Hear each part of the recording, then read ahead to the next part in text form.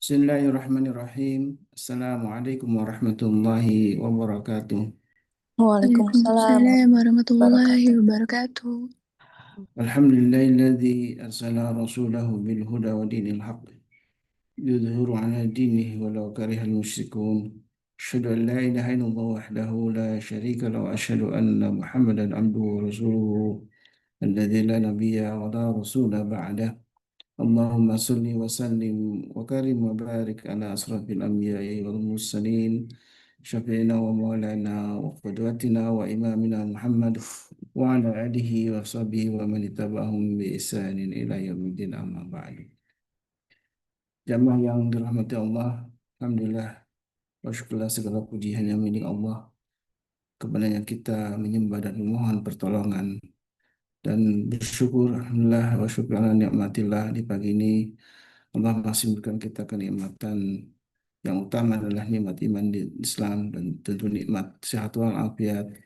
Nikmat kita memiliki waktu untuk bisa hadir dalam majelis ilmu menjadi bagian yang alhamdulillah kita syukuri. Tidak semua orang bisa menikmati sajian ilmu setiap pagi bersama para guru kita di Majelis Keluarga Indonesia. Dan tentu menjadi sebuah kenikmatan ketika kita terus menambah amal-amal soleh kita di bulan utama yaitu bulan haram ini, di bulan pertama di tahun Hijriah, yaitu bulan Muharram menjadi bulan yang istimewa yang mudah-mudahan kita mampu untuk mengisi hari demi hari dengan kebaikan. Dan salah satu kebaikan itu adalah ketika hadir dalam majelis ilmu, maka Allah akan memudahkan bagi kita untuk menuju surganya Allah Subhanahu wa taala sebagaimana sabda Rasulullah SAW. Dan di pagi ini insya Allah kita akan eh, membahas sebuah tema yang berkaitan dengan surat Quraisy yang insya Allah bersama oleh Ustaz Khairil Alam. Tentu sebelum itu juga jangan lupa untuk selalu menghadirkan salawat dan salam untuk Nabi dan Nabi kita sallallahu alaihi wasallam juga untuk keluarga beliau dan para sahabatnya dan mudah-mudahan kita menjadi orang-orang yang terus menegakkan sunnah-sunnah dari Nabi kita baginda Rasulullah sallallahu alaihi wasallam. Dan surat Quraisy tentu menjadi bagian yang eh, biasa kita baca, surat pendek yang insya Allah semuanya hafal ya. Dan bagian yang penting ternyata inilah sebuah kenikmatan agung ketika Allah memberikan rasa aman dan ketersediaan pangan, kemudahan untuk berdagang yang dimiliki oleh bangsa Quraisy saat itu. Dan apa yang menjadi relevansinya untuk kita insya Allah menjadi bagian yang insya Allah akan dibahas di pagi ini. Dan karena seringkali dalam judul yang dibuat oleh admin gitu ya, kita seringkali melalaikan ya satu nikmat agung yaitu rasa aman dan eh, ketersediaan pangan ya, nikmat yang sesungguhnya sudah kita miliki. Alhamdulillah di Indonesia menjadi negeri yang aman dan mudah-mudahan terus kita dengan bersyukur maka Allah akan tambahkan nikmatnya. Baik, alhamdulillah wasyukurillah guru kita sudah Khairul Alam sudah bersama kita. Mari sama-sama kita doakan Allah senantiasa limpahkan keberkahan, Allah selalu menjaga beliau dan juga tentu Allah sehatkan selalu ya. Dan istiqamah dalam dakwah beliau. Tentu doa ini juga untuk sahabat-sahabat semuanya yang hadir maupun yang belum bisa hadir di pagi ini. Mari sama-sama selalu kita sisipkan doa-doa untuk sahabat-sahabat semuanya.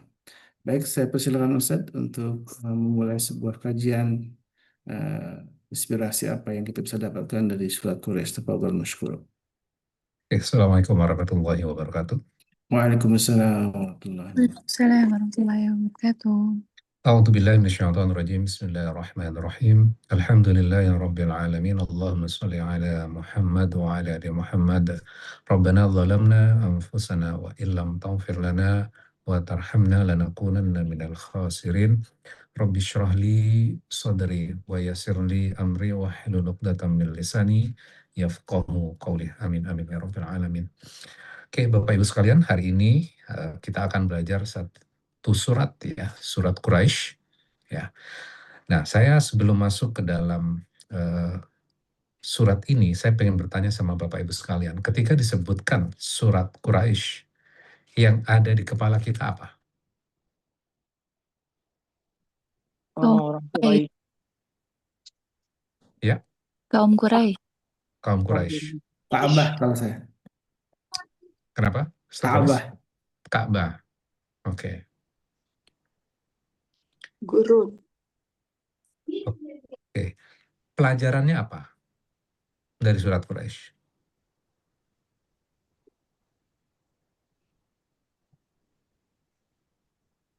Kira-kira apa pelajarannya? Yang ada di kepala kita aja. Ini bukan tentang benar dan salah. Tentang ini Allah memberi jaminan untuk rasa aman Tentang kuasaan Allah. dan pangan ya. Warisan Allah, pangan. Oke. Belajar dari orang-orang Quraisy tentang kaum yang mulia. Tentang kaum yang mulia. Oke. Oke. Apakah itu tidak ada hubungannya sama kita? Ada. Ada. Ada. Oke. Nah, gini. Kenapa saya memulai dengan pertanyaan itu? Seringkali kan gini ya, ketika kita melihat sebuah surat di dalam Al-Quran, atau kita belajar Al-Quran, kita berpikir bahwa, oh itu tentang sejarah masa lalu, oh itu sejarah tentang Quraisy gitu ya. Mereka diberikan keistimewaan. Nah, yang paling penting sebenarnya adalah Quraisy itu memberikan pelajaran kita apa? Itu yang penting sebenarnya. Nah, hari ini kita akan belajar hal itu ya. Nah, hari ini kita akan belajar satu surat ini, kemudian kira-kira relevansinya buat kehidupan kita apa. Dan kita akan melihat sebenarnya juga satu topik yang sebenarnya seringkali kita jarang mengupasnya, yaitu adalah melihat structure dari satu surat. Hubungannya dengan surat sebelumnya apa? Hubungan dengan satu surat setelahnya apa? Nah, hari ini kita akan melihat hal itu ya. Oke, kita langsung aja masuk. A'udzubillahi minasyaitonirrajim. Bismillahirrahmanirrahim. Li'ila fi Quraisy. Ya. Di dalam ayat pertama ini, Allah sudah mengatakan li'ila fi Quraisyin. Artinya apa? Karena kebiasaan orang-orang Quraisy. Oke. Diawali dengan langsung karena. Karena Karena. Ini hal yang biasa atau nggak biasa? nggak biasa. Nggak biasa. Oke. Dan sebuah surat diawali dengan karena, atau bahasa Arabnya li, gitu ya, itu bukan hal yang biasa. Kalaupun kita dalam kehidupan kita, ujuk-ujuk kita bilang langsung pembuka kalimatnya adalah karena. Itu kan nggak biasa ya. Iya. Kita menyebutkan dulu sebab-sebabnya, karena itu, kan seperti itu kan strukturnya. Nah, maka kalau kita melihat surat ini, li'ila fi Quraisy, karena kebiasaan orang-orang Quraisy, maka ini ada kalimat sebelumnya. Kalimat sebelumnya di mana? Atau bagian sebelumnya ada di mana? Surat yang lain. Suatu surat sebelumnya. Satu surat Al-Fil. sebelum Quraisy apa? Al-Fil. Al-Fil, betul. Oke. Jadi sebelum masuk Quraisy, kita harus paham dulu Al-Filnya. Surat Al-Fil itu tentang apa? Tentang pasukan yang Pasukan gajah menyerang yang Ka'bah. ingin menyerang Ka'bah, menghancurkan Ka'bah. Pertolongan Allah yang datang. Nah, poinnya itu jangan lupa ya. Surat Al-Fil itu bukan hanya tentang gajah, tapi poin pertamanya ada di ayat pertama. Alam taro kaifa fa'ala rabbuka bi ashabil fil. Apakah kamu tidak memperhatikan? Memperhatikan apa? Bagaimana Allah bertindak terhadap pasukan bergajah. Jadi poin utamanya, subjek utamanya, topik utamanya berarti apa? Pasukan gajah atau Allah bertindak? Tindakan Allah. Tindakan Allah. Bertindak. Oke. Saya manggil memori yang sudah ngaji sebelumnya. Pada penyerangan Ka'bah yang akan dihancurkan oleh Abraha, siapa yang melindungi Ka'bah? Apakah Quraisy melindungi Ka'bah? Tidak. Tidak, Ustaz. Tidak. Yang melindungi Ka'bah berarti siapa? Allah. Allah. Jadi karena Allah melakukan sebuah tindakan, ya, memproteksi Ka'bah, maka keamanan Ka'bah itu terjaga. Ketika Ka'bahnya tidak hancur, maka Quraisy punya keistimewaan. Apa keistimewaan Quraisy? Menjadi penjaganya Ka'bah, ya.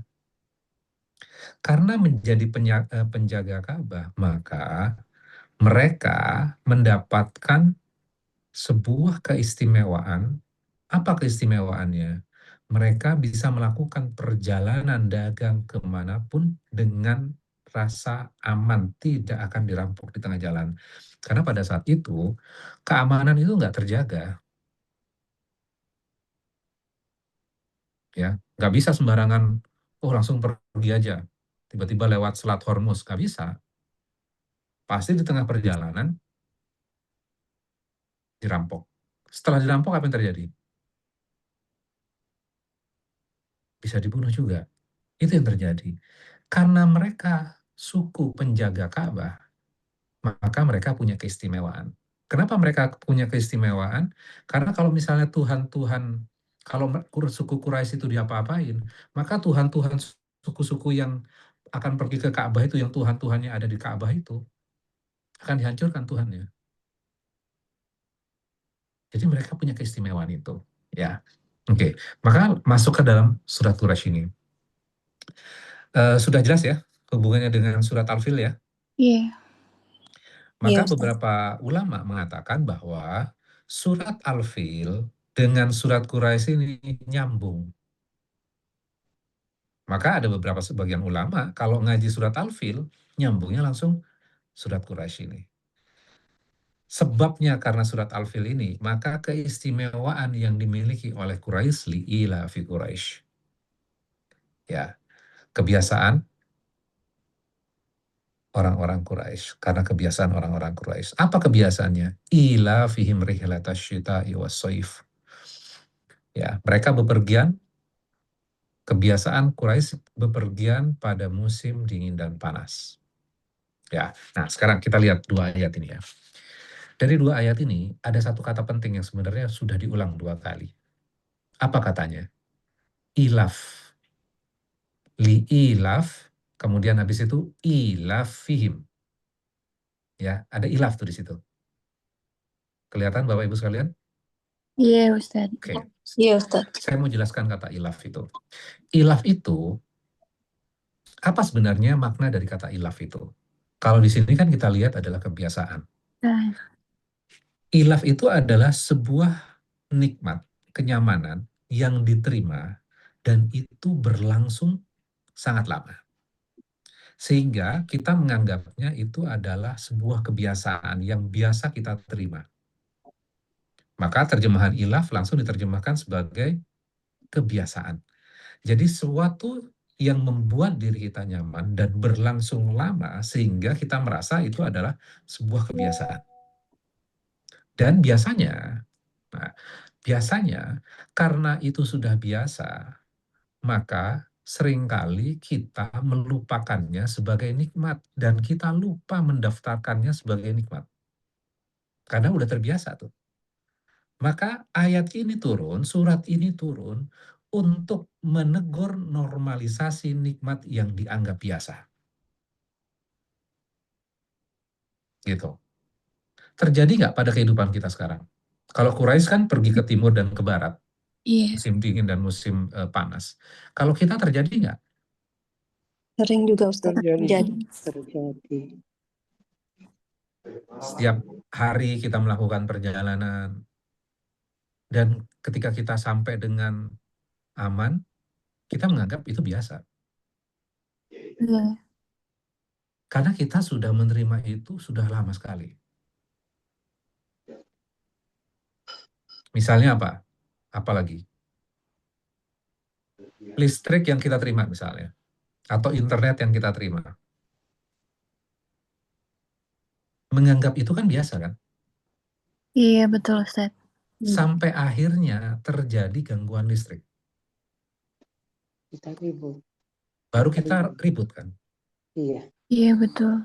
Ketika berjalan normal, kita menganggap itu ya udah biasa dan itu bukan nikmat. Dan ketika kita masuk pada fase itu, akhirnya kita tidak apresiasi nikmat itu dan menganggap bahwa oh hari ini adalah hari yang biasa, tidak ada yang istimewa dengan hidup ini. Saya Iya. tidak mendapatkan nikmat yang besar. Problemnya di situ. Itulah yang ditegur dalam surat Quraisy ini. Karena menganggap terlalu biasa. Ini yang dinamakan normalisasi nikmat menjadi hal yang biasa. Ya. Oke, sekarang kita sudah paham ayat ini. Dua ayat ini. Kira-kira kenyamanan apa dalam hidup kita yang kita anggap wajar? Padahal Mendapatkan kalau air, ya, Nafas, darah, makanan, tumbuhan, tanaman, Rasa aman darah, beribadah. ya, iman, iman, kasih sayang. kasih aman, sayang. Ya, Bisa dengerin Ustadz kajian. alhamdulillah. Jadi kan nikmatnya banyak ya. Iya, atur Kan, hidup. tapi seringkali kita tidak sadar bahwa itu nikmat. Karena kita berpikir adalah sesuatu yang kita nggak terima. Dan kita melupakan sesuatu yang tidak hilang sebenarnya dalam kehidupan kita. Problemnya kan itu sebenarnya. Maka suku Quraisy itu diingatkan tentang itu. Sehingga ketika sudah diingatkan tentang itu, aku berikan nikmat itu loh. Maka Allah memberikan sebuah perintah. Apa perintahnya? Masuk ayat berikutnya. فَلْيَعْبُدُوا رَبَّ هَذَا الْبَيْتِ. Artinya apa? hendaklah Maka mereka menyembah mereka menyembah. Tuhan. ya diawali dengan fa. Fa artinya adalah maka. Maka, Berarti sebelumnya ada jikanya, betul? iya, Jikanya apa? Karena Allah sudah memberikan nikmat itu, maka kau sembahlah. Sembah siapa? Rabb Allah. hadzal bait. Nah, oke, betul tadi Bapak sampaikan tadi. Sembahlah Allah. Tapi kenapa ayatnya nggak berbunyi falya'budullah, maka sembahlah Allah. Kenapa disebutkan harus Rabb hadzal bait? Nah, ini penting nih. Kenapa disebutkan Rabb hadzal bait? Tuhan rumah ini. Karena dulu orang Quraisy mungkin nggak sadar kalau Tuhannya itu Allah. Malah menyembah Tuhan-Tuhan lain. Oke. Nah, yang menarik di sini ya, Rabb hadzal bait. Ingat ya, kita baru koneksikan dengan surat Al-Fil tadi. Rabb hadzal bait, rumah Tuhan rumah ini. Mengacunya kepada apa berarti? Rumah Ka'bah. ini. Ka'bah. Ka'bah. Ka'bah. Kejadian Allah melindungi Ka'bah itu belum lama terjadi dan itu populer pada Quraisy pada saat itu. Maka ayat ini sebenarnya mengkoneksikan antara nikmat dan pemberi nikmat. Ya. Kita ya seringkali memisahkan antara nikmat dan pemberi nikmat. Ya, nanti akan nyambung ke penjelasan surat itu. Ayat ini. Seringkali gini, kita terima makanan. Kita menikmati keamanan. Kita jalani rutinitas kehidupan kita. Ya, semuanya berjalan dengan lancar. Tapi ketika masuk ibadah, kayak berjalan jalurnya sendiri. Ini nikmat, ini ibadah. Ketika ibadah, ya ini memang kewajiban saya. Itu yang sering terjadi kan? Iya. Ayat ini sebenarnya tidak memisahkan itu. Makanya kenapa Allah mengingatkan Rabb hadzal bait? Itu mengingatkan nikmat kan sebenarnya. Iya. Tuhan pemilik rumah ini, Ka'bah itu yang melindungi. Kejadian kemarin masih ingat kan? Kan kira-kira gitu. Orang-orang Quraisy ingat itu. Maka itu nikmat.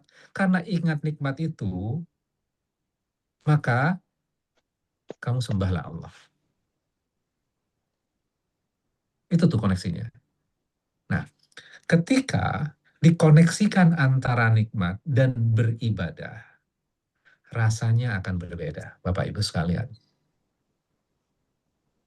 Coba bayangkan gini, ketika kita sudah mengingat nikmat, oh ya, Allah sudah memberikan ini kepada saya harus ibadah. Beda nggak dengan, wah, udah waktunya masuk waktu sholat nih, kewajiban saya sholat. Beda nggak rasanya? Beda, Ustaz. Beda. Ya. Maka penting sekali dari ayat ini, hikmahnya adalah bagaimana kita mengkoneksikan antara nikmat yang kita terima, kemudian kita merasakan nikmat itu, kemudian habis itu kita berdiri untuk beribadah.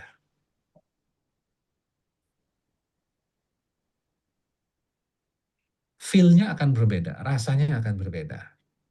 Maka kenapa di dalam ayat ini disebutkan فَلْيَعْبُدُوا رَبَّ هَذَا الْبَيْتِ. Jadi ibadah itu bukan hanya sekedar ya udah ini kewajiban saya. Enggak. Akhirnya kalau seperti itu rasanya nggak ada. Bukankah ini juga yang diajarkan ke anak-anak kita? Ayo sholat, ini kewajiban. Kita pernah merasakan fase itu juga nggak? Iya. Iya, Ustaz. Kayak sesuatu yang dikejar-kejar. Bukan karena saya sudah mendapatkan ini, maka saya melakukan ini. Iya. Ya sama kayak misalnya anak, habis dikasih hadiah sama kita. Terus bilang ke kita, makasih ya. Terus habis itu berbuat lebih baik kepada kita. Kan gitu kan? Ada Iya. rasa di situ karena dia menerima. Jadi bukan kewajiban saya saja berbuat baik kepada orang tua saya, karena saya mendapatkan ini saya berbuat baik. Jadi Allah mengingatkan di sini, Allah berikan nikmat loh. Dan Allah mengingatkan nikmat itu. Dan kejadian itu bukan kejadian yang lama, Allah menyelamatkan Ka'bah itu. Dan kamu hadir pada saat itu. Dan kamu merasakan nikmat itu sampai sekarang. Sehingga kamu bisa berjalan menjadi sebuah kebiasaan, melakukan sebuah rutinitas perjalanan dagang di musim dingin dan di musim panas. Maka sembahlah Allah. Jadi pelajaran buat kita apa hari ini? Sebelum sholat, bangun kesadaran. Kesadaran atas apa? Kita mendapatkan nikmat. Nikmat. Ya. Jadi ibadah yang paling hidup bukan yang paling panjang atau paling rajin, tapi yang paling terhubung dengan kesadaran dari mana semua nikmat itu berasal. Oke, kita lanjut ayat berikutnya. Nah, setelah disebutkan, kita dibangunkan kesadaran atas nikmat. Quraisy dibangunkan kesadaran atas nikmat. Maka Allah memberikan sebuah reason sebenarnya. Alasan, ya, spesifik. Nikmat apa yang seringkali dilupakan oleh Quraisy termasuk semua manusia. Lihat ayat berikutnya. Alladzi at'amahum min ju'in wa amanahum min khauf. Apa dua nikmat itu? Allah Keamanan menyebutkan. dari ketakutan Ya, dan rasa lapar. ya, yang telah memberikan mereka makanan untuk menghilangkan rasa lapar. Itu dulu yang disebutkan. At'amahum min ju', memberi makan dari lapar. Jadi tidak disebutkan makanan enak dan yang lain-lain, nikmat yang lain-lain. Quraisy itu kan suku yang kaya, betul nggak? Iya, Ustaz. Pedagang mereka kaya. Tapi tidak disebutkan, kamu sudah mendapatkan nikmat ini segala macam yang banyak itu, enggak. Yang disebutkan adalah nikmat yang paling basic, yang fundamental. Kalau tanpa ada nikmat itu, maka kamu tidak akan bisa melakukan aktivitas yang lain-lain. Coba misalnya kalau kita lagi lapar, kira-kira bisa berpikir nggak? Enggak. Bisa kerja nggak? Enggak. Enggak fokus. Nggak fokus. Atau malah sering ngomel-ngomel karena lapar kan? Marah. Iya. Ya. Jadi diingatkan nikmat yang paling basic, yaitu Lapar. Nikmat diberi makanan. diberi makanan sehingga lapar itu hilang. Hilang. Pertanyaannya sekarang, nikmat itu sering kita lupakan nggak? Iya. Sering sekali. Sering kita lupakan. Kenapa sering kita lupakan? Sudah biasa. Biasa. Ilaf itu Sejak namanya. Itu ilaf namanya. Kita menganggap itu biasa. Sehingga kita lupa mengingat kembali itu adalah nikmat. Kita lupa mendaftarkan itu sebagai nikmat. Otak kita udah biasa nih. Sehingga ketika biasa, kita berpikir, ya memang saya pantas mendapatkan nikmat itu. Padahal enggak, itu bukan nikmat yang biasa, itu nikmat yang luar biasa. Sehingga Allah sebutkan itu. Tapi seringkali kita lupakan. Bayangkan gini Bapak Ibu. Kita eksperimen aja. Seharian kita nggak makan. Seharian kita nggak makan sama sekali. Pulang ke rumah, ngelihat nasi putih hangat dengan tempe saja. Kira-kira ekspresi kita ketika melihat makanan itu dan memakannya, apa ekspresinya? Senyum. Senyum. Wah, ini enak banget ya. Padahal nasi putih hangat sama tempe aja. Betul nggak? Betul Karena banget. kita lapar. Tapi besoknya, apa yang terjadi? Biasa. Kok nasi sama tempe doang ya? Udah lupa kan? Iya. Maka ayat ini mengingatkan kembali, jangan lupakan itu. Jadi supaya khusyuk sholatnya, caranya gimana berarti? Mengingat Kesadaran. syukuri Ingat, nikmat dulu. ingat nasi sama tempe. Ya Allah, kenyang nih ya Allah. Nggak lapar saya ya Allah.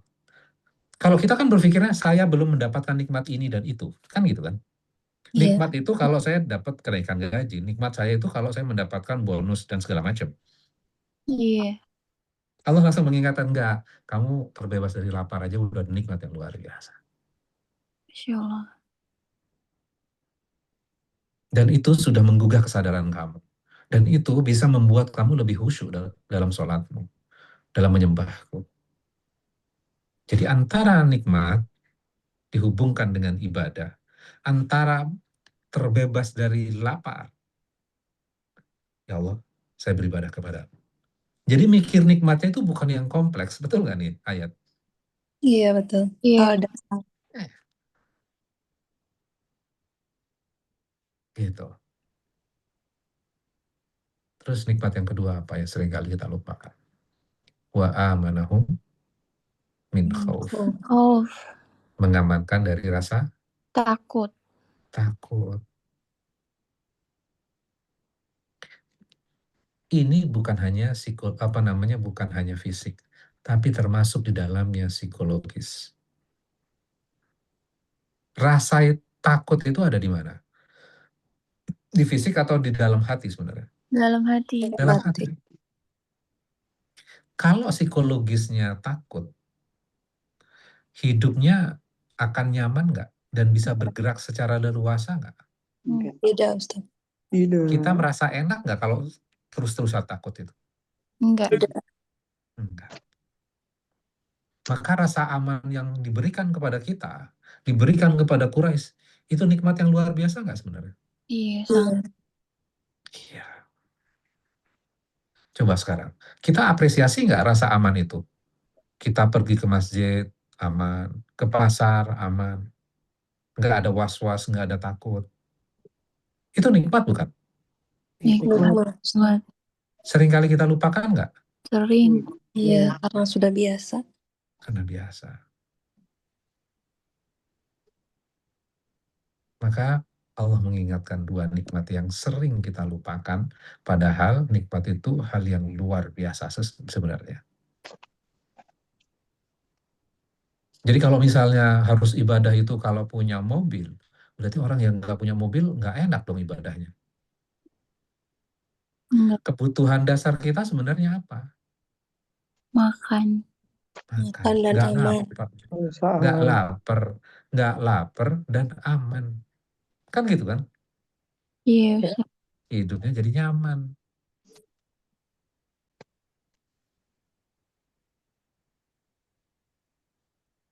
Dua hal ini yang harus kita ingat. Ya, lapar yang teratasi, malam yang aman untuk kita tidur, nggak khawatir, wah nanti terjadi apa, kita merasa aman. Ya, tapi kita sebutnya ketika kita sudah mendapatkan itu, hari saya hari yang biasa aja kok. Salah nggak kalau seperti itu? Iya, Ustadz. Salah. Padahal banyak orang yang meminta supaya terbebas dari lapar itu. Mereka punya makanan dan mereka meminta untuk kehidupannya aman. Coba saudara-saudara kita di Palestina. Keamanannya gimana? Dan Nah, sebelum kita berdoa, kita sudah diberikan hasilnya sama Allah. Terbebas dari lapar dan diberikan rasa aman itu. Nah, setelah itu, apa hubungannya dengan... sampai di sini ada pertanyaan? iya Ustaz, Oke, Boleh. kita lanjut. mau nanya Ustaz. Ada pertanyaan Ya. sih. Silakan. Kan dari awal itu kan Ustadz surat sebelumnya juga Ustadz menjelaskan bahwa ini ada tentang mensyukuri nikmat semuanya gitu ya. Sekian banyak, sekian panjang gitu. Tapi kan kita seringkali lupa lagi gitu. Terus nggak bersyukur lagi. Sampai pada saat diingatkan di kajian lagi gitu. Nah itu berulang terus gitu, berulang-ulang. Nah cara yang paling tepat gitu Ustadz untuk menguatkan hati kita gimana Ustadz? Oke. Nanti akan ada hubungan dengan ayat setelahnya ya. Gini. Kenyamanan apa yang kita anggap biasa terlebih dahulu? Bikin listnya tuh. Iya. Yang seringkali kita lupakan dan seringkali kita tidak sadari. Kita harus list dulu. Dan surat ini kan mengingatkan. Iya. Yang tidak disadari apa? Makanan dan rasa aman. Iya. Jadi karena kita berpikirnya hidup ini kan berpikirnya, oh kejadian ini, kejadian itu, saya mengalami ini dan itu, saya punya peristiwa ini dan itu. Sehingga satu kejadian saja bisa mengubah hati kita. Betul nggak? Karena satu kalimat yang diucapkan oleh orang lain sudah merusak mood kita. Betul nggak? Betul banget. Karena kita mengizinkan itu terjadi. Maka sebelum itu terjadi, Allah mengingatkan, nggak apa-apa. Saya aman kok, bisa makan. Surat Quraisy nih. Cukup, saya udah bisa makan kok. Dan saya terbebas dari rasa takut. Jadi itu yang harus kita list dan kita garis bawahi terus tuh. Kenyamanan yang kita anggap biasa. Dan dari surat Quraisy ini mengingatkan kita. Maka supaya nggak lupa, seringkan kan kita lupa. Iya. Maka baca lagi suratnya. Ngaji lagi suratnya. Surat ini ya, tentang ini ya. Allah mengingatkan, kita berdialog dengan Allah tuh di situ. Li'ila fi Quraisy ila fihim rihlatasy syita'i was-sayf falyabudu rabb hadzal bait alladzi at'amahum min ju'in wa amanahum min khauf. Bacanya itu dengan kefahaman. Bukan hanya sekedar hafalan. Kita jangan merasa, saya sudah cukup, sudah hafal Quran. Enggak cukup. Quran itu bukan sekedar dihafal. Bukan hanya sekedar voice saja. Quran itu bukan sekedar voice. Dibaca dengan indah. Enggak berhenti sampai di situ. Pelajaran yang berarti, petunjuk di situ. Dan kita harus merasakan itu. Maka saya menekankan, nggak cukup cuma dengar pengajian aja. Kita harus berinteraksi langsung sendiri dengan Quran. Ketika kita berinteraksi sendiri langsung dengan Quran, kita sedang membangun hubungan kita dengan Allah. Kan rugi kalau cuman, saya cuma diajarin ini. Habis itu ya udah tinggal catatannya aja. Enggak, koneksikan lagi dengan Qurannya. Bapak Ibu sekalian boleh mencatat. Tapi catatan itu adalah catatan kita. Ketika masuk ke dalam suratnya, maka saya tadi bertanya di awal, apa yang kita ingat dari surat Quraisy ini? Mindsetnya apa yang ada pada kepala kita? Oh, tentang Quraisy. Ya nggak salah. Tapi apakah poinnya itu? Iya. Ternyata setelah kita belajar, berarti poinnya apa? Surat Quraisy. Harus mensyukuri nikmat. Yang paling basic. Makan Makan. dan Yang rasa aman. Ketika kita mengingat itu, akhirnya kita bersyukur nggak? iya bersyukur. Kita itu nggak bersyukur karena kita mikirin nikmat yang nggak ada. Atau nikmat yang hilang. Enggak, kamu bisa makan, udah cukup. Itu udah cukup buat saya untuk saya bersyukur kepada Allah. Kalau saya bersyukur kepada Allah, maka saya akan menyembah Allah.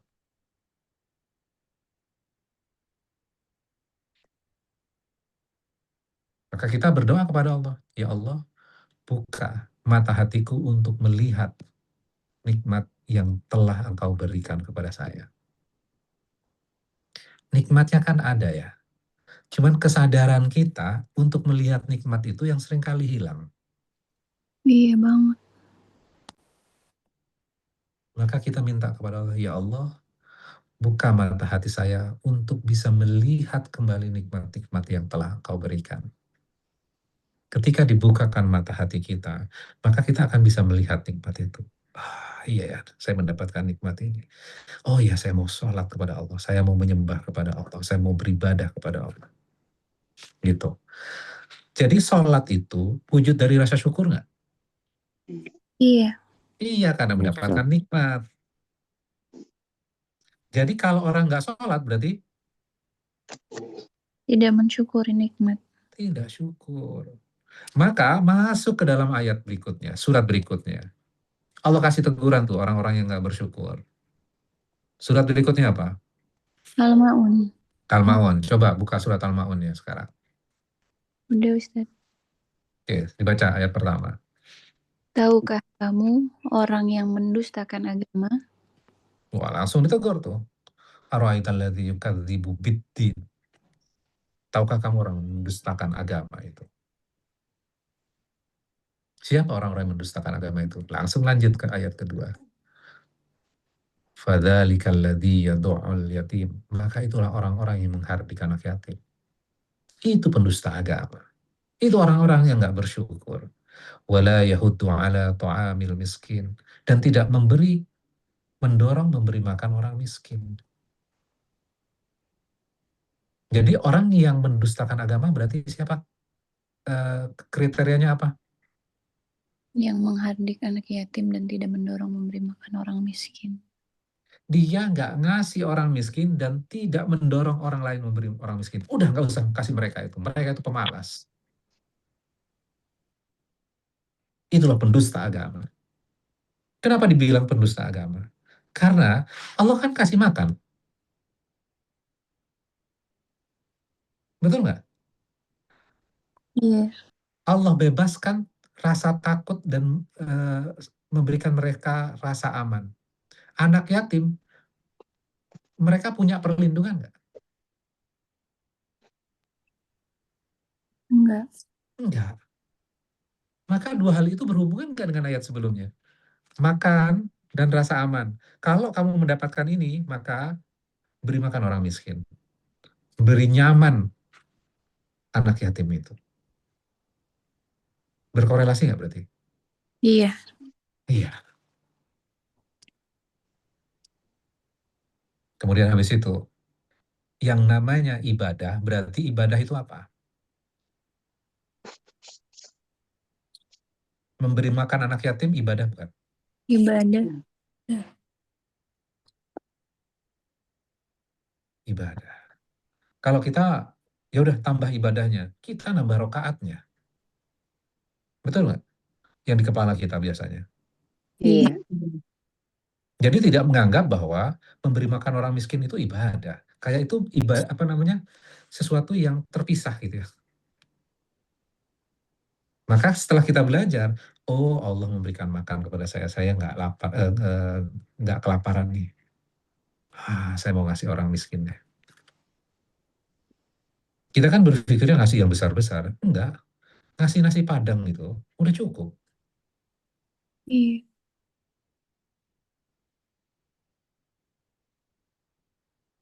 Habis itu Allah memberikan teguran yang keras lagi.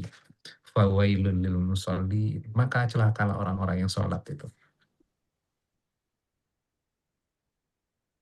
Ingat, fa, maka, jikanya apa?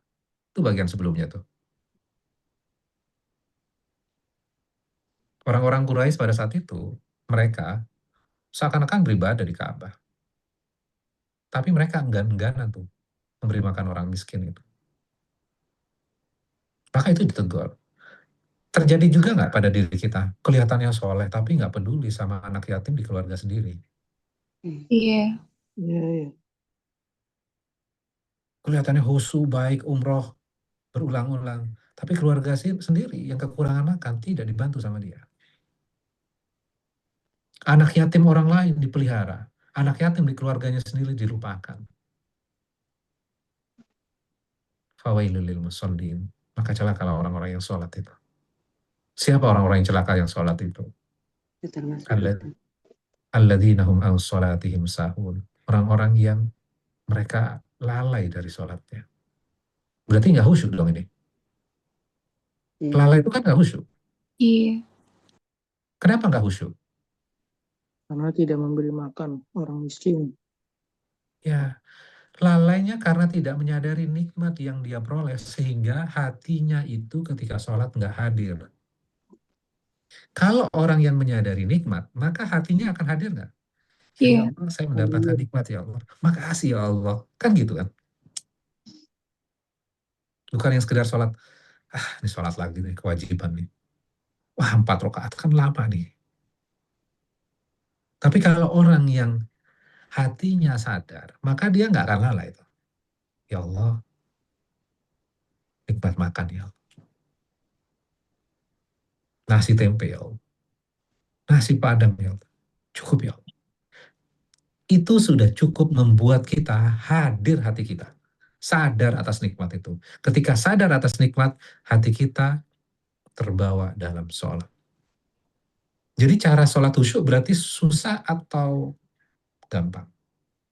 Gampang ternyata ya. Tidak sesulit yang kita bayangkan ya. Iya. Formulasinya ada di mana? Al-Quran. Ya, Al-Quran ini. Ini 3 surat yang sedang kita pelajari. An-sholatihim sahun.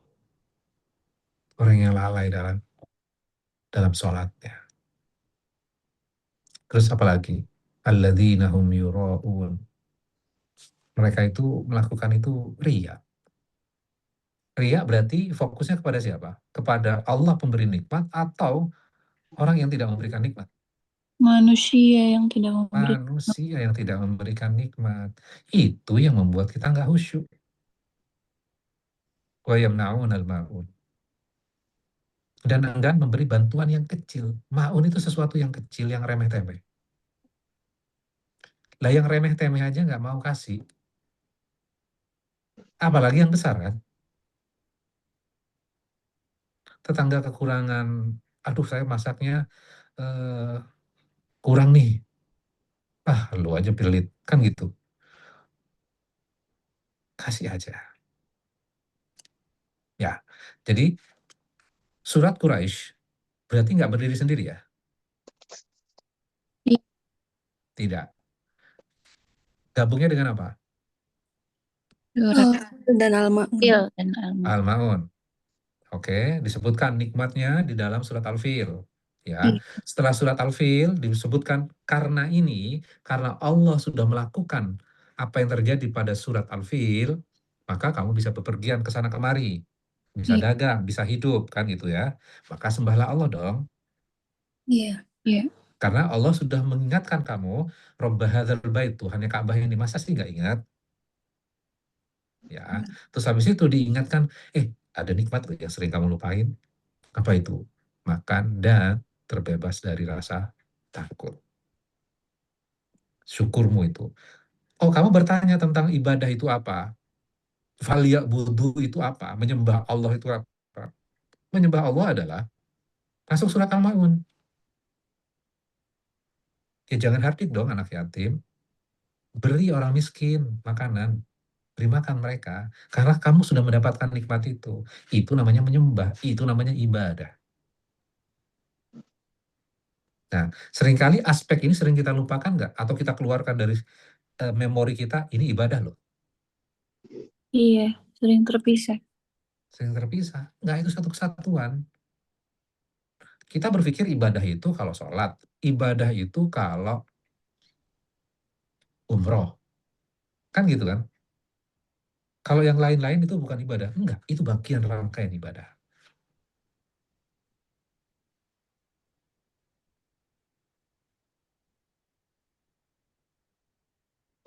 Maka kita belajar juga, oh ternyata sholat khusyuk itu menghadirkan hati. Gimana cara menghadirkan hati? Hadirkan kesadaran atas nikmat. Nikmat yang mana? Makan. Itu sudah cukup buat kita bersyukur. Kita merasa aman, udah cukup menjadi alasan untuk kita bersyukur. Kira-kira itu mudah-mudahan bermanfaat buat kita semuanya. Mohon maaf kalau ada yang kurang. Wabillahi taufiq wal hidayah. Wassalamualaikum warahmatullahi wabarakatuh. Waalaikumsalam warahmatullahi wabarakatuh. Masya Allah. Alhamdulillah, syukurlah, jazakallah khairan.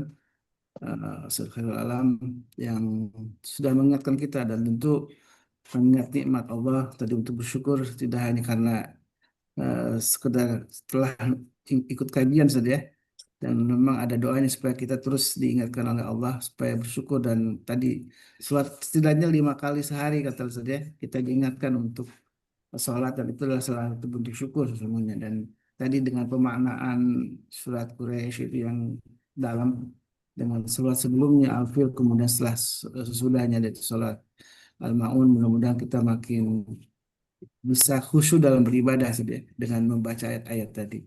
Tadi Pak Kukuh nampaknya yang sudah rasakan lebih dulu ya. Apa jadi bertanya Pak Kukuh? Untuk Bu Dina, gimana Pak Kukuh? Baik, kalau Pak Kukuh jadi nanya tidak jadi, mungkin Bu Mbak Dina ya. Setelah itu Bu Ida ya. Silakan Mbak Din. Ya, Assalamualaikum Ustaz. Betul. Dari penjabaran tentang nikmat tadi, jadi ingat nasihat Ustadz semalam ya, Dina habis ikut kajian itu. Beliau menyampaikan, kan sering ada quote, kalau hidup itu belajarlah dari pengalaman. Ternyata itu nggak cukup sampai di situ. Ternyata ada komanya.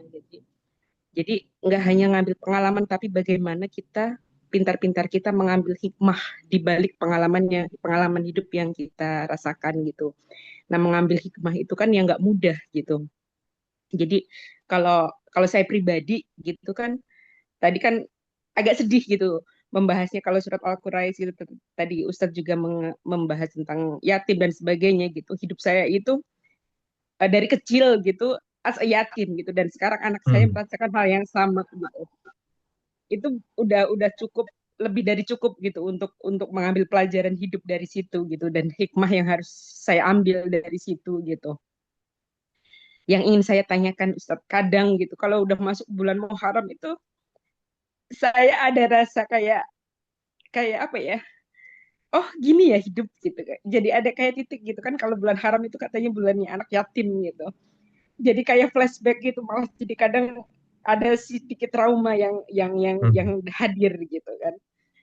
Terus tadi Ustadz menyampaikan gitu, eh, apa namanya, kayak keluarga gitu. Keluarga aja gitu maksudnya, loyal ke yatim-yatim mungkin di panti ini, tapi nggak loyal ke keluarga sendiri gitu. Ibaratnya yang seperti itu Ustadz gitu. Nah, saya selalu menguatkan anak-anak. Jadi saya ingat ke anak-anak itu paling sedih gitu Ustadz. Kalau di bulan Muharram itu apa? Kayak suka ada undangan gitu, simple ada undangan gini-gini untuk menghadiri apa santunan gitu, bla bla kayak gitu. Padahal kita emang segitunya ya, Ma. Gitu suka suka bertanya gitu kan kalau anak kecil gitu. Nah, itu yang kadang agak ngegores hati Ustadz gitu. Tapi saya selalu menguatkan ke mereka gitu bahwa nah, kita itu adalah orang pilihan Allah gitu, dan jadikan orang yang dipilih Allah ini adalah sebaik-baik makhluk gitu. Jadi ambil hikmah aja nak gitu, dan insya Allah itu akan menjadi pelajaran hidup yang enggak kalian akan lupakan seperti yang Mama lakukan, gue bilang itu. Ya mungkin itu aja sih Ustaz. Bagaimana gitu, maksudnya kalau Teh Nadia tadi menyampaikan itu, kalau saya lebih nggak hanya sekedar itu, tapi kadang menguatkan hati itu nggak semudah apa yang ada di Al-Quran juga gitu. Kadang ada aja gitu yang bikin kita harus nangis gitu, yang kayak dengerin kajian pagi ini tuh ya Masya Allah gitu. Ternyata ya banyak kok hikmah yang bisa kita ambil. Kita bisa mencari hal-hal yang bersyukur. Kalau saya pribadi ke anak-anak tuh jangan sering-sering lihat ke atas, nah lihatlah ke bawah. Nah itu adalah cara kita paling mudah untuk banyak bersyukur gitu. Apapun yang Allah kasih itu insya Allah yang terbaik gitu. Dan skenario Allah itu nggak ada yang nggak terbaik, insya Allah apapun itu, sadness or happiness, insya Allah it's the best gitu. Minta nasihatnya itu aja Ustadz. Jazakallah khair. Ya, ini Masya Allah ya ceritanya. Memang experience seperti itu kan memang tidak mudah ya. Dan setiap orang pasti punya yang namanya pengalaman yang berbeda-beda. Dan sentuhan pengalaman itu membuat kita sebenarnya bisa mendalami pemahaman agama yang lebih sebenarnya. Ya, karena kan pengalaman setiap orang pastinya akan berbeda-beda. Dia berasal dari keluarga mana, asalnya dari mana, dan yang lain-lain. Apalagi yang punya pengalaman, experience-nya adalah dari yatim ya. Dengan kondisi yang yatim, kemudian pasti kehidupannya lebih tough ya, dibandingkan yang ada ayahnya. Kemudian habis itu, memang ketika sudah punya experience itu, masuk Muharram, ini kan bulannya yatim, jadi dipanggil kemana-mana. Ya. Dan kalau kita kaji balik lagi ke dalam surat ini, gitu ya, memberikan makan anak yatim, tidak menghardik itu tidak terbatas pada 1 bulan. Betul nggak? Rasa aman itu tidak dibutuhkan hanya sekedar 1 bulan saja, tapi dibutuhkan sepanjang hidup itu. Maka anjuran untuk memberi dan melindungi itu berarti apakah sehari, di bulannya yatim saja, atau keseluruhan sebenarnya. Ya. Nah, seringkali kan gini juga ya, saya paham juga secara psikologisnya ya. Ketika istilahnya dipanggil kemana, kemudian habis itu di depan, kemudian ya ada seremonial di situ kan, ada seremonial di situ. Coba Bapak Ibu sekalian renungkan gini, kira-kira buat mereka itu akan nyaman nggak sebenarnya dengan difoto, di video, nyaman nggak? Enggak nyaman, Ustaz. Enggak. Ini kan untuk mengkoreksi diri kita kan sebenarnya, untuk mengevaluasi sebenarnya. Tadi kan Ibu sudah menyampaikan, wah kalau anaknya bercerita apakah kita memang harus digitu, tanda kutip ya, dibegitukan. Atau kadang-kadang cara kita menyampaikannya, memberikannya yang perlu kita evaluasi. Senang nggak kalau misalnya kita kasih cuman berdua aja sama dia, enak ya, kamu butuh apa sekolah ya? Kan bisa seperti itu kan? Tanpa tanda kutip didokumentasi. Akan membuat lebih nyaman nggak kalau seperti itu? Atau kita melakukan itu dengan memberikan itu supaya apa? Sama seperti Quraisy, ditunjukkan kepada orang lain. Saya memang dermawan. Saya memang orang soleh. Tapi berlakunya cuma bulan itu aja. Bulan yang lain nggak. Bisa kena surat Al-Ma'un nggak kita?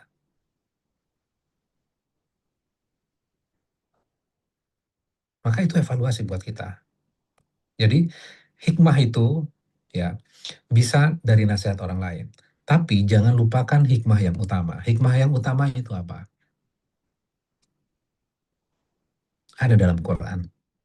Makanya Allah mengingatkan, nah nikmat yang paling kamu harus lihat apa berarti?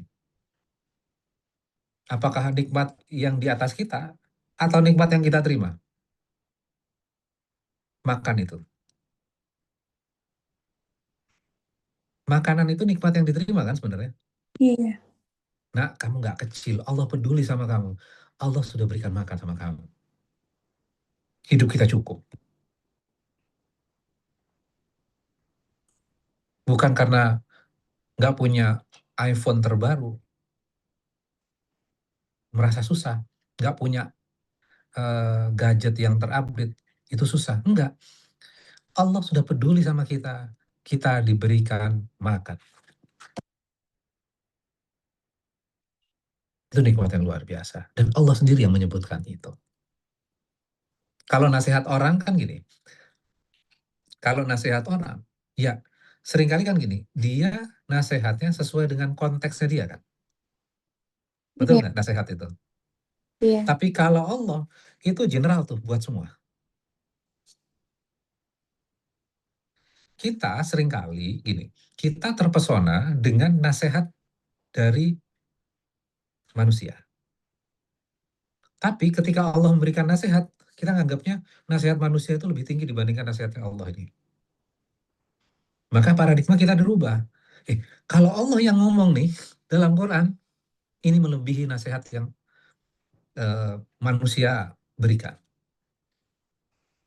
Saya ambil contoh gini, seringkali gini, kita terpesona dengan kutipan tafsir,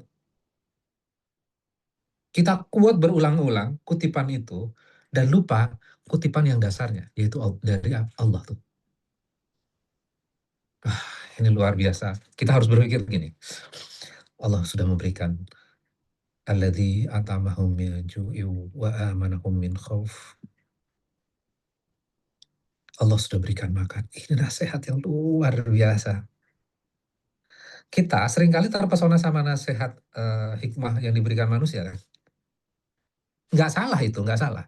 Tapi kalau menganggap itu luar biasa dibandingkan yang Allah berikan, nah ini yang perlu kita kalibrasi ulang.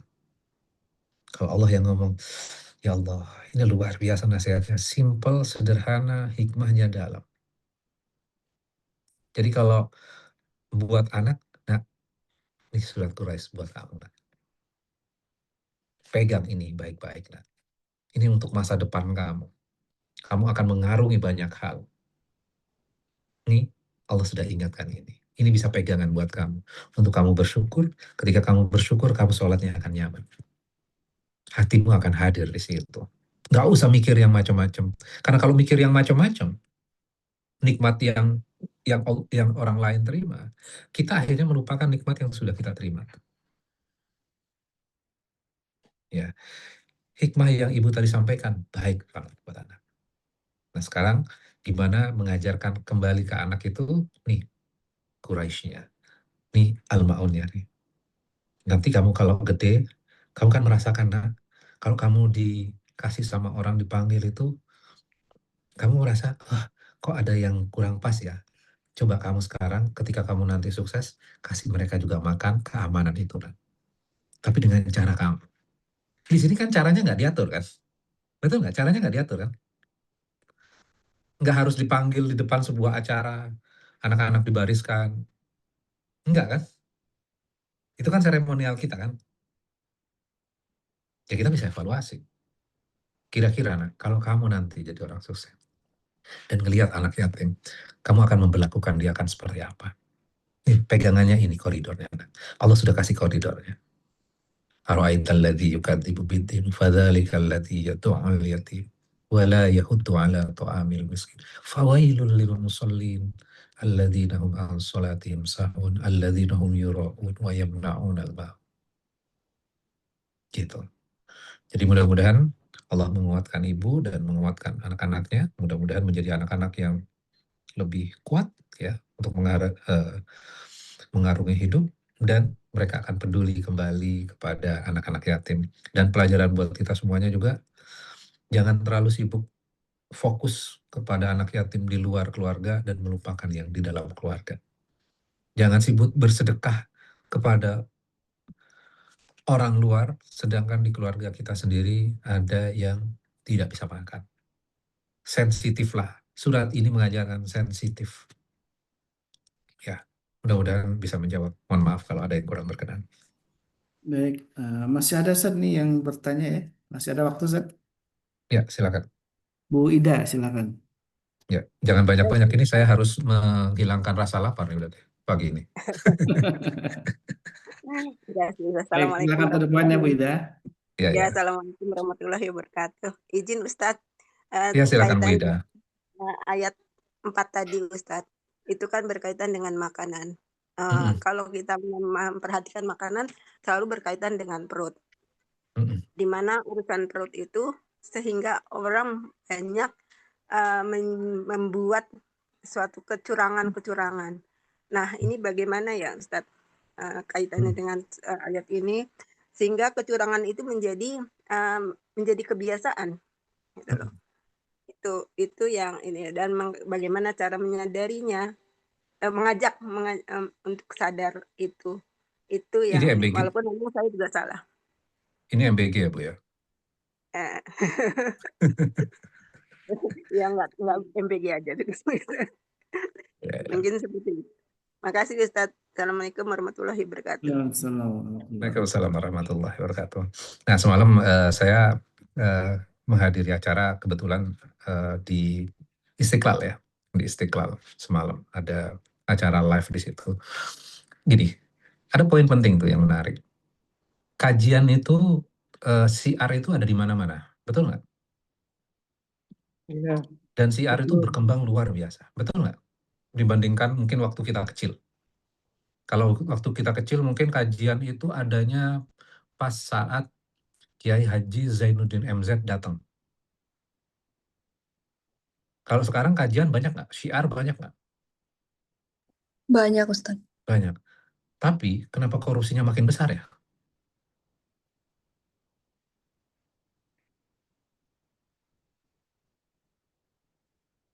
Karena semuanya jadi simbolik. Imannya itu tidak ditumbuhkan. Kesadaran itu nggak ditumbuhkan.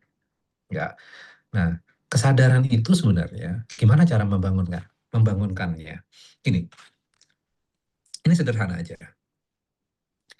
Ayat tadi, keempat, surat Quraisy mengingatkan apa? Makan kan? Allah memberikan makan dan menghilangkan rasa lapar. Berarti kita harus fokus kepada makanan, betul nggak? Sadar, ini makanan loh, dan Allah yang ngasih. Pertanyaannya gini, seringkali kita makan, kesadaran kita ada atau nggak ada? Hari ini. Enggak Ustaz.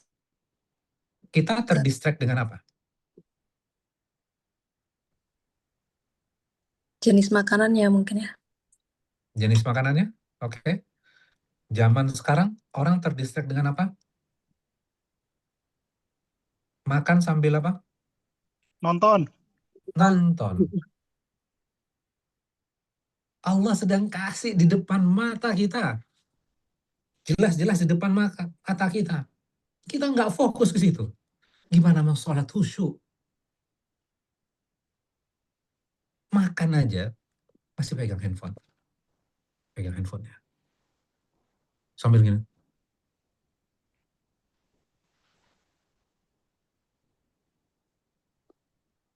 Terdistract kita.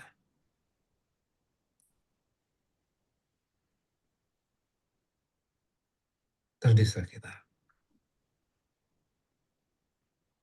Maka kita butuh menghadirkan hati itu. Sehingga ketika misalnya hatinya sadar itu, oh kalau saya mengambil haknya anak yatim, saya dicap sebagai pendusta agama. Yang mencap itu bukan orang lain. Yang mencap pendusta agama itu siapa? Allah. Allah loh.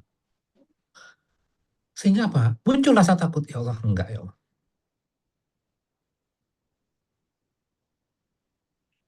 Apakah yang korupsi itu enggak hadir kajian? Yang korupsi seringkali yang ngisi kajiannya. Betul nggak?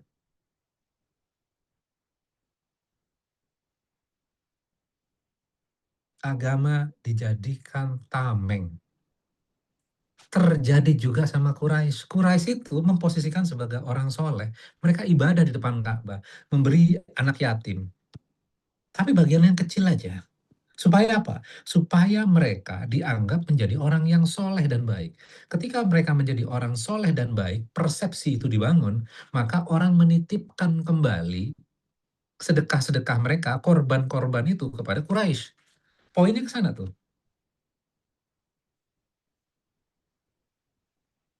Jadi baju ini jadi simbol, topi ini jadi simbol. tidak masuk ke dalam hatinya. Gitu. Jadi memang sebuah challenge buat kita. Program kok masih aja ngambil hak orang lain. Gitu kan? Karena dia merasa nggak cukup atas nikmatnya. Kalau udah serakah gitu ya. Beda misalnya Pak mindsetnya kalau ya Allah saya udah bisa makan ini. Ini nikmat yang luar biasa. Udah cukup ya Allah. Coba kalau orang merasa dirinya nggak cukup. Coba orang yang korupsi yang ditangkap kemarin itu mana ya? Yang MBG kan yang ditangkap kan? Dikeluarin mobil-mobilnya. Ya termasuk yang kemarin dari rumahnya banyak banget koleksi mobil dan motornya. Dikeluarin satu-satu kayak parade. Kok masih serakah aja ya? Padahal udah banyak loh hartanya. Perasaan tidak cukup itu karena dia tidak apresiasi nikmat yang sangat besar, yaitu bisa makan.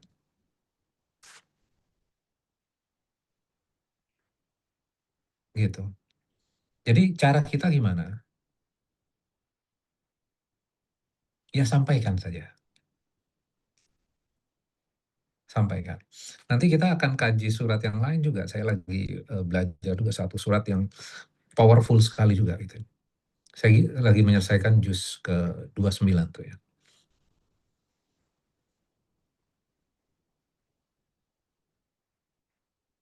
Jadi ini Muzammil, surat Muzammil itu orang yang berselimut. Ternyata itu adalah training kepada Nabi sebelum berdakwah. Trainingnya gimana caranya? Kamu bangun malam, sholat malam, kamu akan menghadapi masalah yang besar. Persiapannya, persiapkan diri kamu di saat yang sunyi untuk menghadapi itu. Dan tinggalkan orang-orang yang nanti akan mendustakan kamu dan mencerca kamu. Tapi tinggalkannya dengan cara elegan. Nah, kan kita kadang-kadang nggak belajar tentang ini ya. Meninggalkan orang yang kita kesel sama dia, tapi dengan cara elegan. Itu diajarkan kepada Nabi. Ya, nanti itu terpisah karena ayatnya cukup banyak tuh ya.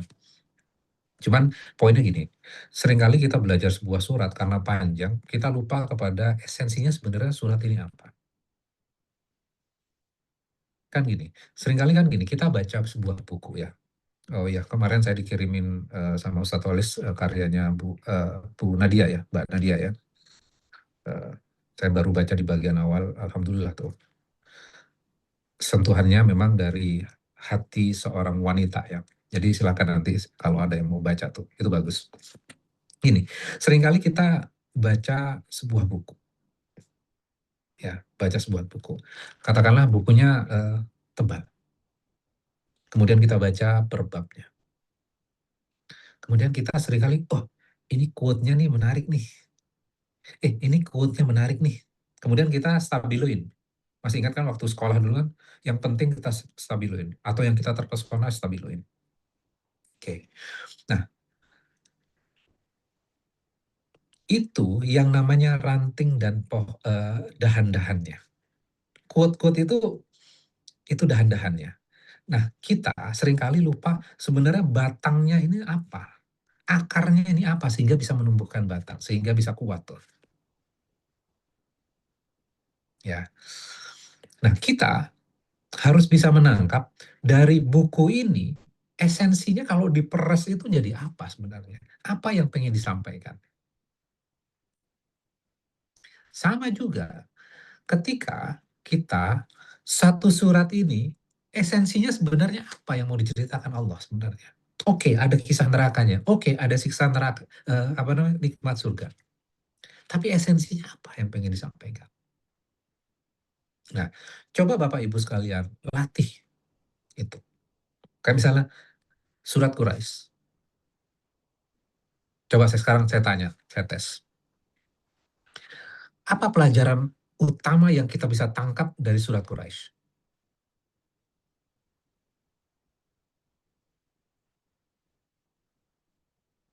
Rasa syukur. Ya. Jangan melupakan nikmat. Syukuri nikmat. Beribadah dengan menyadarkan diri bahwa nikmat yang diberikan itu udah banyak banget biar ibadahnya khusyuk. Ya. Nah, udah mulai beralih kan? Bukan hanya tentang Quraisy. Iya Ustaz. Ya, Quraisy itu entry levelnya, masuknya melalui Quraisy. Tapi kita sudah menangkap, oh yang Allah ingin sampaikan adalah Allah mengingatkan nikmat melalui kisah Quraisy. Dan mereka diminta untuk ibadah. Ketika diminta ibadah, Allah mengingatkan reasonnya apa yang Allah berikan secara konkretnya. Karena kalau kita tidak merasakan secara konkret, kita nikmat itu abstrak saja yang kita bayangin, akan sulit. Konkretnya, makan, menghilangkan rasa lapar, dan diberikan terbebas dari rasa takut. Sehingga kita merasa aman. Itu kan esensinya. Coba kita belajar itu. Kemudian nanya, apa hubungannya dengan surat sebelumnya ya? Apa hubungannya dengan ayat setelahnya ya? Gitu. Kira-kira itu ya, Wida, jadi melebar. Baik Ustaz, terima kasih. Terima kasih Ustaz Olis juga. Baik. Jadi yang ABG belum tentu tidak ikut kajian saja, bahkan mendanai kajian malah. Iya. Tapi jangan membuat kita jadi curiga ya sama yang isi kajian ya, sama yang mendanai kajian. Bahwa peluang melakukan keburukan itu potensinya dari berbagai macam orang ya. Ini ada satu lagi, Ustaz. Apa masih Ya. tahan menahan laparnya? Silakan. Bu Etria ini terakhir ya. Bu Etria. Oh, Mbak Etria. Silakan, Mbak. Terima kasih Ustaz. Assalamualaikum warahmatullahi wabarakatuh. Waalaikumsalam. Terima kasih untuk pelajaran hari ini, luar biasa. Jadi belajar dari merujuk pada surat Quraisy, mengingatkan bahwa bentuk syukur nikmat itu adalah beribadah yang khusyuk. Kemudian tadi juga Ustaz menyambung dengan surat Al-Ma'un, yang itu juga mengingatkan khususnya saya adalah bentuk syukur nikmat itu adalah peduli dengan sosial gitu kan. Saya berpikir begini Ustaz, tadi juga ada jemaah sebelumnya yang cerita gitu ya, bahwa bentuk syukur kita peduli itu bisa kita wujudkan beyond only giving donations gitu. Tapi menciptakan sistem secara bersama-sama yang memuliakan orang-orang dengan status sosial ekonomi tertentu. Dan di Al-Quran tegas ya, siapa orang-orang dengan status sosial ekonomi tertentu, yaitu adalah yatim. Dan kalau dikaji lebih dalam, mengapa yatim ya sering berulang kali dirujuk ya disebutkan di Al-Quran? Karena yatim ini adalah anak-anak yang itu adalah SDM umat dan SDM bangsa. Sehingga saya berpikir ini memang urgent bagi kita untuk memuliakan kelompok masyarakat sosial ini dengan tadi menciptakan sistem yang juga memuliakan mereka. Saya berpikir dari level yang paling kecil itu misalnya masjid, Baitul Mal di masjid. Harusnya tetangga satu RW itu jika ada yang masuk ke dalam kategori khusus ini tidak perlu khawatir. Sekolahnya, kemudian basic needs-nya, ya makan sehari-hari itu nggak perlu khawatir. Karena secara berjamaah kita anggaplah lingkungan RW masjid tersebut sudah menjamin needs-nya, sehingga tadi tidak perlu ada seremonial setiap bulan Muharram ya. Because we already guarantee them ya with this kind of support. Level yang lebih tinggi misalnya di kantor ya, jika ada kolega kita yang juga tertimpa musibah masuk ke dalam kategori ini, insya Allah beasiswa anaknya aman, ya makannya aman, ya dan lainnya aman. Dan saya berpikir yang lebih tinggi, dan ini juga menjadi keprihatinan kita, bahwa social security ini adalah bagian tanggung jawab negara yang harus kita perjuangkan bagian dari syukur nikmat kita. Sehingga tadi memperjuangkan anak yatim yang SDM bangsa yang berharga ini memang betul-betul terselamatkan. Saya berpikir demikian Ustaz, mohon tanggapan. Jadi bentuk syukur nikmat kita adalah juga berpikir dalam skala sistem. Terima kasih. Oke, Masya Allah, pemikiran luar biasa tuh. Jadi sistem itu menjadi sesuatu yang penting. Saya setuju sekali tuh, sepakat dengan Mbak Etria ya. Jadi itu sudah sebenarnya ketika membangun seperti sistem tadi, ya mulai tidak seremonial, kemudian sudah door to door ya, sudah melakukan door to door. Jadi sudah digaranti biaya sekolahnya aman, makannya aman, kemudian kalau misalnya dalam bernegara dibuat sistem. Ya, sebenarnya ya kalau kita lihat MBG berarti kan menjamin rasa aman, apa namanya, kenyang dari rasa lapar kan sebenarnya. Ya, itu kan sebenarnya dalam tanda kutip menjalankan perintah agama nggak sih sebenarnya? Iya Ustaz harusnya. Cuman aplikasinya yang memang perlu dipertanyakan. Bagaimana membangun sistemnya? Nah, artinya kekuasaan itu, kalau kita landasannya kuat, ya, karena merasa cukup dengan nikmat yang Allah sudah berikan, maka dia akan memikirkan apa? Surat yang kita pelajari ini, mikirkan orang lain. Kalau sibuk memikirkan diri sendiri, akhirnya apa? Gimana saya supaya untungnya lebih besar? Supaya saya lebih kaya. Kan gitu. Artinya apa? Orang-orang yang punya visi keimanan yang baik gitu ya, kemudian dituangkan dalam visi jangka panjangnya, kemudian habis itu memegang kekuasaan itu. Ini kan ujiannya di situ kan sebenarnya. Ketika kekuasaan sudah mulai dipegang, kita bisa konsisten atau tidak. Tapi yang paling penting kan basicnya dulu nih. Seringkali kekuasaan itu hanya untuk memperkaya. Padahal kekuasaan itu untuk menyejahterakan kan sebenarnya. Bagaimana membangun sistem? Gimana nih supaya anak-anak manusia ini terbebas dari rasa lapar. Jadi kalau seperti itu, berarti Al-Ma'un ini untuk bikin sejahtera dengan sistem tadi yang Mbak Etria sampaikan, butuh power nggak sebenarnya? Untuk di level yang lebih tinggi? Butuh. Butuh, oke. Karena saya akan sampai di kesimpulan ke arahnya ke sini nih. Kalau butuh power, berarti Muslim itu butuh power nggak sebenarnya? Butuh. Berarti butuh politik, Butuh. butuh kekuasaan. Butuh. Nah, cuman yang ditanamkan kepada kita, kalau ngomongin politik, kalau ngomongin kekuasaan, kayaknya nggak cocok deh di kajian. Bukan di masjid tempatnya. Kan gitu kan? Iya. Akhirnya apa yang terjadi? Ya udah kajian-kajian, kita tidak bagaimana kita memperoleh kekuasaan yang benefitnya untuk semua orang. Jadi seakan-akan agama-agama, politik sendiri. Gak usah deh ngomong-ngomong tentang politik. Akhirnya apa yang terjadi? Politik yang diisi sama orang-orang yang tidak kredibel, yang tidak punya visi dan tidak punya keimanan. Ya mungkin dia sholat, diperhatiin. Kalau udah mendekati masa kampanye, itu banyak umroh konten. Ya, banyak umroh konten kan? Tiba-tiba umroh, gitu kan? Ya nggak apa-apa umroh, nggak perlu dikontenin. Kita kan terdistrupsi dengan itu semuanya kan. Ngasih anak yatim dikontenin. Kita kan harus peka ya. Tadi Bu Sahabat tadi yang menyampaikan yang pertama ya. Anak yatim itu sensitif.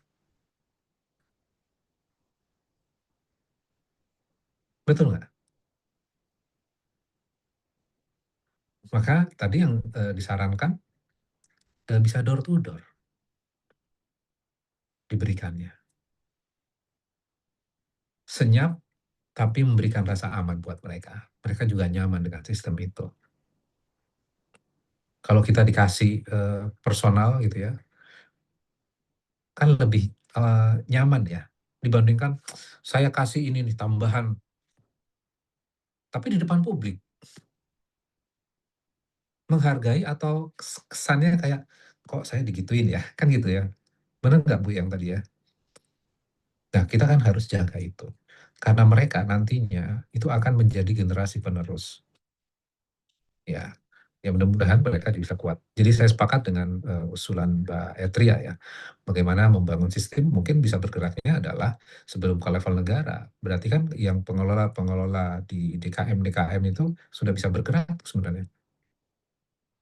Ya, tidak perlu dengan seremonial, sudah di list datanya, terus sudah disantunin tiap bulannya. Ya, kemudian dipantau perkembangannya. Itu akan bagus. Makasih Mbak Tria atas insight-nya, mudah-mudahan manfaat buat yang mendengarkan, dapat ide untuk bisa dieksekusi ya. Terima kasih Ustaz.